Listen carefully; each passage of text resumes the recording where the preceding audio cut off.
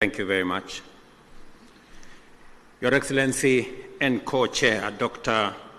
Emerson Dambuso Mnangagwa, Chairperson of Sadc and President of the Republic of Zimbabwe, Excellencies, Heads of State and Government of the East African Community and Sadc member states, Ministers responsible for Foreign Affairs and External Relations of EAC and Sadc, Secretary Generals of Sadc and EAC, distinguished delegates, esteemed guests, ladies and gentlemen, I will take this very early opportunity to sincerely thank my dear sister, Excellency Dr. Samia Suluhu Hassan, President of the United Republic of Tanzania, for hosting this joint summit.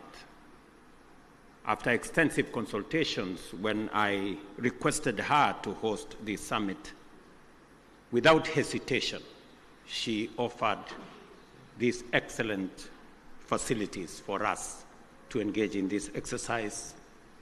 My dear sister, thank you very much. We're truly grateful.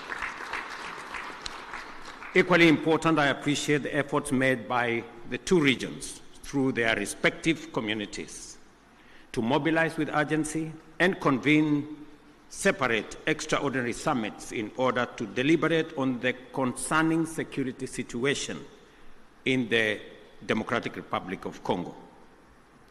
Excellencies, together,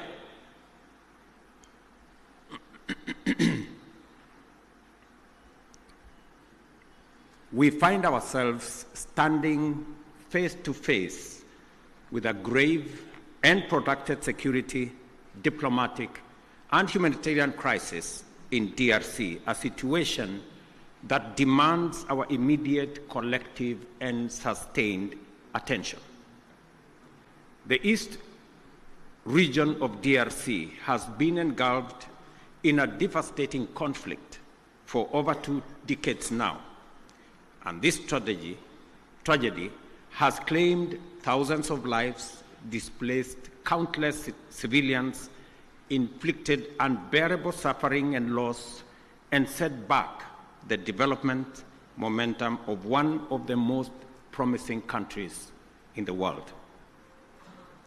The recent escalation of hostilities in Goma and the surrounding areas is a stark reminder of the increasing fragility the situation presents, and that only collective action to facilitate a negotiated solution will offer relief. Today, we join together in order to reiterate our calls to the parties to this tragic conflict to immediately cease hostilities and take positive action to allow meaningful dialogue aimed at restoration of stability. Specifically, we stand together to call on all parties to actualize the ceasefire, and specifically on the M23 to hold further advancement and the armed forces of DRC to cease all retaliatory measures. An immediate ceasefire is the only way by which we can create necessary conditions for constructive dialogue and implementation of a comprehensive peace agreement. As members of the African Union and United Nations, we stand bound by fundamental principles of respect for the territorial integrity and sovereignty of nations and the principle of good neighborliness. These twin principles are the surest safeguards for the realization of peaceful coexistence. Equally, as responsible members of the international community are bound by the obligation to ensure the safety of diplomatic assets, civilians, and personnel, as well as peacekeepers within our countries.